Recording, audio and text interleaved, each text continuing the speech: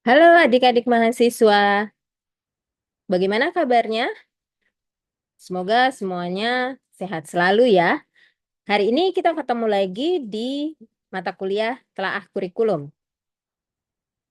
Kita akan mendiskusikan tentang Peraturan Menteri Pendidikan Kebudayaan, Riset dan Teknologi terkait standar penilaian pendidikan. Peraturan Menteri Pendidikan, Kebudayaan, Riset, dan Teknologi Republik Indonesia Nomor 21 Tahun 2022 menetapkan standar penilaian pendidikan pada pendidikan anak usia dini, jenjang pendidikan dasar, dan jenjang pendidikan menengah. Peraturan ini bertujuan untuk melaksanakan ketentuan pasal 19 Peraturan Pemerintah Nomor 57 Tahun 2021 tentang Standar Nasional Pendidikan sebagaimana telah diubah dengan Peraturan Pemerintah Nomor 4 Tahun 2022. Standar penilaian ini mencakup kriteria minimal mengenai mekanisme penilaian hasil belajar peserta didik dengan fokus pada penilaian yang berkeadilan, objektif, dan edukatif. Sekarang kita akan membahas prinsip dan prosedur penilaian hasil belajar. Penilaian hasil belajar peserta didik dilakukan sesuai dengan tujuan penilaian secara berkeadilan, objektif, dan edukatif.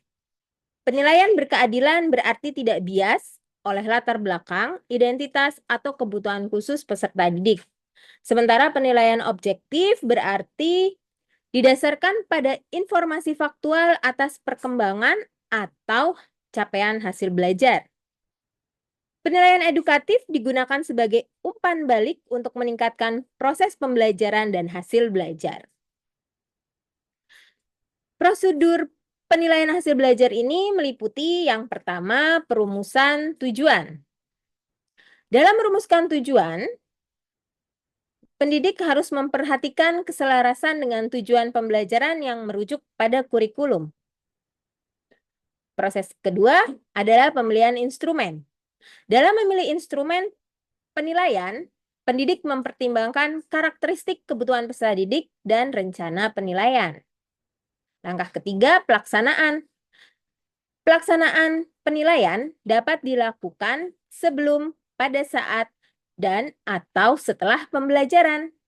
Setelah pendidik melaksanakan pembelajaran, yang harus dilakukan adalah pengolahan hasilnya. Ini bisa dilakukan dengan analisis kuantitatif dan atau kualitatif terhadap data hasil penilaian. Kemudian yang terakhir, pelaporan. Pelaporan ini dituangkan dalam bentuk laporan kemajuan belajar. Apa saja bentuk penilaian yang ada di kurikulum Merdeka? Yang pertama, asesmen awal. Biasanya dilakukan untuk mengetahui kompetensi awal peserta didik, bisa dari kemampuan akademik ataupun non-akademik. Bentuk penilaian yang lainnya adalah formatif dan sumatif. Penilaian formatif dilaksanakan pada semua jenjang pendidikan, bertujuan untuk memantau dan memperbaiki proses pembelajaran, mengidentifikasi hambatan belajar, dan memberikan umpan balik untuk perbaikan. Nah, adik-adik, penilaian formatif ini harus dilakukan ya, jangan sampai tidak dilakukan. Yang berikutnya adalah penilaian sumatif. Penilaian ini dilaksanakan pada jenjang pendidikan dasar dan menengah untuk menilai pencapaian hasil belajar dan sebagai dasar penentuan kenaikan kelas atau dasar penentuan kelulusan.